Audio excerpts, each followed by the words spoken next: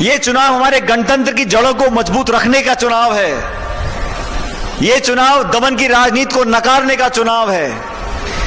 ये चुनाव राजस्थान के नौजवानों को प्रतिभा देकर आगे बढ़ाने का चुनाव है। ये चुनाव सवाल पूछता है बीजेपी से कि गैस का सिलेंडर कितने रुपए का है।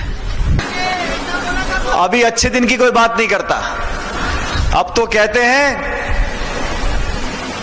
राष्ट्रवादी मुद्दा है। अरे राष्ट्रवाद आज का मुद्दा नहीं है। जब से देश को हमारे पूर्वजों ने आजाद कराया उससे पहले से लेकर आज तक राष्ट्रवाद मुद्दा था और रहेगा। हमारे राष्ट्र के प्रति प्रेम को चुनौती देने वाला कोई पैदा नहीं हुआ।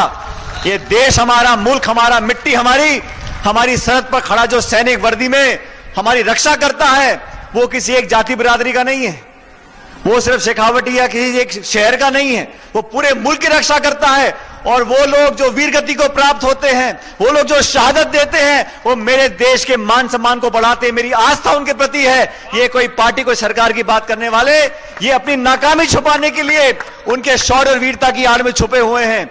अरे अपना लेखा जोखा बताओ, 5 साल की रिपोर्ट कार्ड दिखाओ हमें, कितने रोजगार मिले, कितने उद्योग लगे, कितना निवेश हुआ। लेकिन मुझे खेद है साथियों कि भाजपा की सरकार जो दिल्ली में है उसको लगता है कि जनता हमारी जेब में है।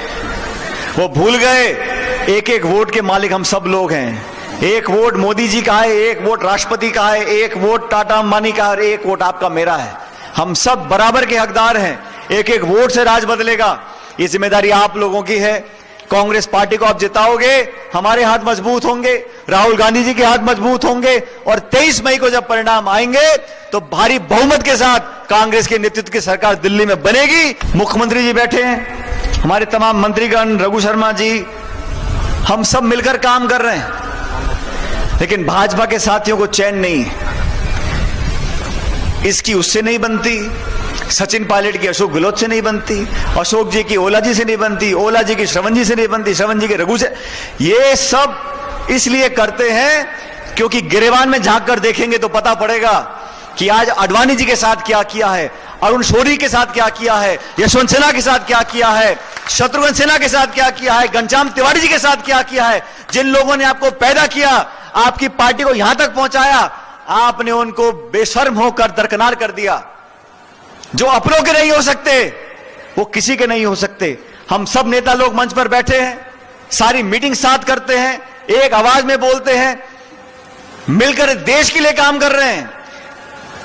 कांग्रेस पार्टी का सांसद जीत के दिल्ली चला जाए ये जरूरी नहीं है, लेकिन इस देश के लोकतंत्र, गणतंत्र को बचाए रखना, इस मुद्दे को लेकर राहुल गांधी जी काम कर रहे हैं। हम कहते हैं किसान की बात करो, नौजवान के रोजगार की बात करो, देश में ऐसा माहौल रहे जहां सभी समाज, धर्म, जाति, बिरादरी, समुदाय के लोग आपस में प्यार, मोहब्बत, भाईचारे से रह सकें। रोजगार की बात हो, रोजी रोटी की बात हो।